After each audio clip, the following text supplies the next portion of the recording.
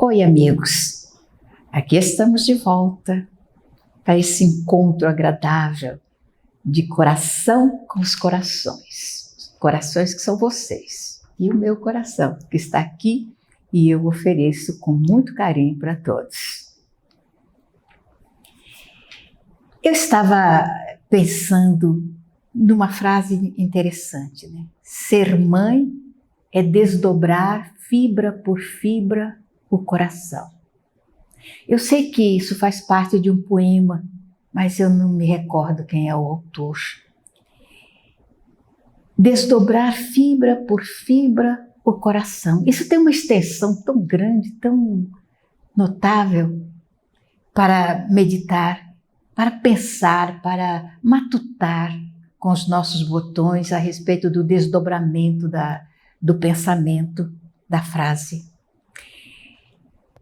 Logo que eu me mudei aqui para o Rio de Janeiro, vindo do interior de São Paulo, eu tinha apenas a Nete, que era ainda um bebezinho. Eu comecei a participar de um encontro na casa de uma pessoa que se tornou minha amiga muito querida e hoje já está no plano espiritual. Era uma reunião de costura que a gente fazia à tarde, reunia-se um grupo de senhoras e nós costurávamos, quer dizer, elas costuravam enquanto eu falava. Eu lia uma página, comentava e elas faziam enxovais de bebê. Era uma coisa muito boa. Mas tinha ali naquele grupo de senhoras, uma dezena mais ou menos de senhoras, uma que me chamava muita atenção. Era muito bonita e ela estava sempre vestida de branco. A cabeça, os cabelos eram muito alvos, já totalmente branco, apesar de contrastar com o rosto, que ainda era jovem. E ela nunca dizia nada, ela entrava calada, sentava num canto, pegava a sua costura, costurava. Quando terminava, sempre havia um cafezinho fraterno. As pessoas ali tomavam café, comiam um pedaço de bolo, mas ela não participava, ela saía e morava perto e ia embora para casa. E eu costumava também fazer uma visita a hospitais e a sanatórios, um trabalho que a gente fazia. E no sanatório eu conheci naturalmente vários pacientes, alguns que ficavam em quartos coletivos e outros que ficavam em apartamentos não, em quartos acolchoados, fechados, sozinhos, porque eram muito violentos, muito agressivos, e as paredes eram acolchoadas para que eles não se machucassem, não se ferissem. E lá eu conheci um rapaz, ainda era bastante jovem, e ficava geralmente deitado no chão, encostado na parede, e por mais que a gente quisesse interagir com ele, ele nunca dava sinal de vida. Então nós levávamos geralmente alguma coisa, bolo, sanduíche, e para oferecer a ele a gente colocava através da grade, a gente colocava no chão e nos afastávamos, porque ele só se aproximava da grade quando a gente se afastava. Então ele vinha e pegava o que era deixado ali. E numa das ocasiões em que nós chegávamos no sanatório, eu me deparei com aquela senhora da costura que estava sentadinha num canto, assim, bem afastada dos quartos onde ficavam os pacientes.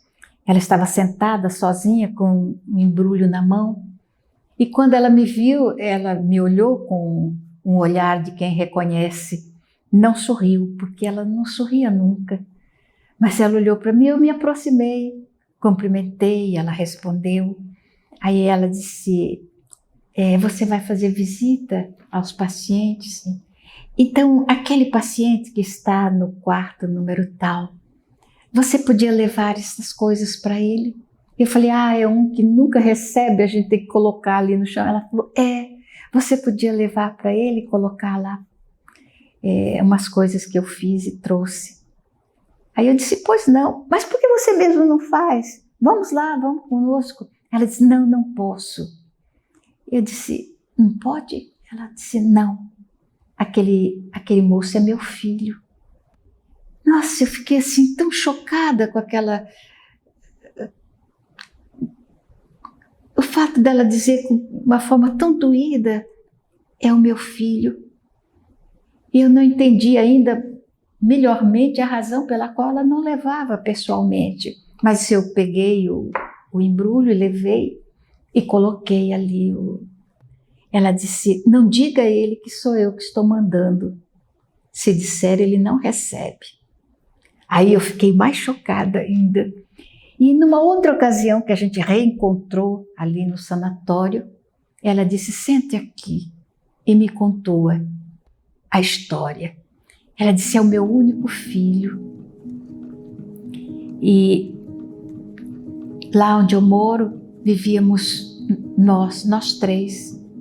Eu, ele e o meu marido. E desde pequeno, desde que ele nasceu, havia uma incompatibilidade entre ele e o meu marido. Toda vez que ele ia para o braço do pai, ele chorava muito. E o pai era impaciente com ele também. Não aceitava direito a chegada daquele menino em nosso lar. O tempo foi passando e eu sempre esperando que melhorasse aquele relacionamento. E parece que o tempo fazia só aumentar o afastamento entre pai e filho. Isso me amargurava muito. Eu amo meu filho com todas as forças do meu coração. Mas eu amo meu companheiro também. E eu o compreendo. É um homem difícil no trato, mas ele, no fundo, é uma criatura boa. Aliás, é uma forma que a gente tem sempre de dizer que no fundo, eu não entendo muito esse fundo da pessoa ser boa lá no fundo, mas foi a expressão que ela utilizou. No fundo, ele é um homem bom. E ela disse, e aí o tempo foi passando e eu descobri quando meu filho entrou na adolescência que ele estava começando a utilizar drogas. Isso para mim foi um sofrimento sem tamanho, porque eu não tinha com quem dividir essa angústia do meu coração e eu não sabia o que fazer também.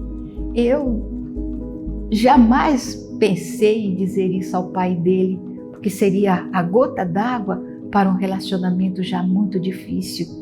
E eu então fui tentando esconder o máximo possível. Aliás, é uma outra atitude que a gente nunca sabe se é a melhor, mas geralmente os pais fazem, tentam esconder quando os filhos começam a trilhar um caminho desorganizado e mais complicado. Mas ela continuou, e eu fui escondendo até que já ele, aos 20 anos, o pai descobriu e foi um desastre total. Houve uma briga muito grande dentro de casa. Por mais que eu tentasse apaziguar, foi impossível, até que o pai o expulsou de casa. E eu pedi, eu supliquei. Aí ele virou para mim e falou, você pode escolher. Você escolhe ficar com ele e eu saio, ou você escolhe ficar comigo e ele sai. Mas um dos dois tem que sair, não dá para viver juntos. Então o meu filho disse, eu vou embora, mãe, e você vem comigo, deixa ele aí, mãe. E eu olhei para o meu marido e eu vi que os olhos dele eram suplicantes. Ele não dizia nada, mas os olhos diziam tudo. Olhava para o meu filho que chorava, as lágrimas correndo pelo seu rosto. Eu não sabia o que dizer a ele. E ele, vem, mãe, vem comigo, mãe. Deixa ele aí na casa dele, vem comigo. E então eu me assombrei ouvindo a minha voz dizendo, não posso, meu filho, não posso. Você é jovem, você é forte, você escolheu a sua vida. Mas o seu pai escolheu a mim para a sua companheira. E agora, na idade que ele está, eu não posso abandoná-lo. Mãe, então você escolhe ele e me deixa sozinho. Disse, filho, eu não escolhi isso. Você escolheu, ele escolheu. E eu apenas posso fazer o que a responsabilidade me manda fazer. Eu devo continuar com seu pai. E ele disse: mãe, isso eu não vou perdoar nunca. Ouve meu filho, e eu vou te perdoar sempre. Ele abriu a porta e saiu, e o meu coração foi com ele. Olhei para o meu marido e o abracei e disse a ele: hoje é um dia muito importante na minha vida. Um dia que eu não gostaria nunca de ter vivido, mas fui obrigada a viver. Mas eu quero dizer que eu amo você e amo nosso filho também. Ele me apertou nos braços, me largou e saiu. Então a minha vida prosseguiu ao lado dele e procurando pelo meu filho. Todos os dias, quando ele sai para o trabalho, eu saio também, procurando pelo meu filho. Procuro cada mendigo que eu vejo na rua, eu olho para ver se não é ele. Durante uns 3 ou 4 anos eu procurei por esta cidade do Rio de Janeiro, até que alguém me disse que ele estava aqui, no sanatório. E eu vim. E os médicos me disseram que ele não reconhecia ninguém. Ele não tinha noção nenhuma. Então eu fui. Eu fui até a grade, porque ele era violento e estava num quarto sozinho. Quando eu cheguei na grade, meu Deus, foi a experiência mais dolorosa depois daquela da separação. Ele ficou enlouquecido quando me viu. Correu para a grade e tentou me atacar. Disse tantas coisas. E o enfermeiro que estava do meu lado ficou assombrado. Ele havia me reconhecido. A primeira pessoa que ele reconheceu. E ele só se acalmou depois que eu saí. Desde então eu tenho vindo aqui, todos os dias. Ele nunca aceita nada que venha das minhas mãos. É tão impressionante, porque ele não fala com ninguém, não conversa com o médico, não conversa com os enfermeiros, mas quando trazem alguma coisa, dá a ele pergunta: foi ela quem trouxe? Se porventura ele desconfia que seja eu, ele joga fora, não aceita de jeito nenhum. Por isso é que eu peço para você que entregue a ele, por favor. E eu então comecei a tentar me aproximar dele. Ele ficava de longe, eu colocava os presentes que eram mandados, colocava ali. E começava a conversar com ele. De início ele deu um passo, depois outro, até que ele se aproximou da grade. E eu pude tocar na sua mão. Então eu dizia a ele: você se parece com um filho meu. Aliás, eu tenho 4 filhos. Tenho uma filha e tenho 3 filhos. Um deve ter mais ou menos a sua idade. Não tem. Os meus filhos são todos pequenos. Ele sorriu por primeira vez. Mas eu acho que quando o meu filho mais velho crescer, vai ficar parecido com você. Ele sorriu novamente. Aí ele falou uma coisa que assombrou até o enfermeiro que sempre ficava do lado. Ele falou assim: e a senhora vai gostar do seu filho sempre? Eu disse: meu filho, não existe mãe que não goste de seus filhos. Ele falou: existe sim. Existem mães que não gostam dos seus filhos. Existem mães que jogam fora os seus filhos. E mães que... E não completou a frase. Eu disse: e mães que veem o filho ir embora e levam o seu coração junto, porque elas não podem acompanhá-los. Ele ficou calado e disse: porventura... Eu disse: o quê, filho? Nada. E continuamos, numa próxima visita, continuamos a conversar a respeito de mãe, a respeito de filhos. E ele disse, há filhos que odeiam as suas mães. E eu disse, está enganado. Não existem filhos que odeiam as suas mães. Existe sim, não existe, de forma nenhuma. Eles se enganam, eles pensam que não gostam da mãe. Todavia, quando sentem uma dor muito grande, qual o primeiro nome que vem à boca ou ao pensamento? E eu fiquei esperando que ele respondesse, ele não respondeu. Quando a gente está feliz, muito feliz, qual o nome que vem? Ele não disse. E aquele jogo de palavras, jogo de coisa, até o dia que ele disse, mãe. Eu disse, mãe. É a palavra mais doce que existe. Ela serve para pensar feridas, ela serve para adoçar o nosso café, o nosso leite, ela serve para nos fazer sorrir, ela serve para nos fazer chorar também. Esse nome serve para tanta coisa. Quando estamos tristes, quando estamos alegres, quando estamos felizes ou quando estamos sofrendo. É essa palavra. É o remédio para todos os males, para todas as dores. E ele disse, é.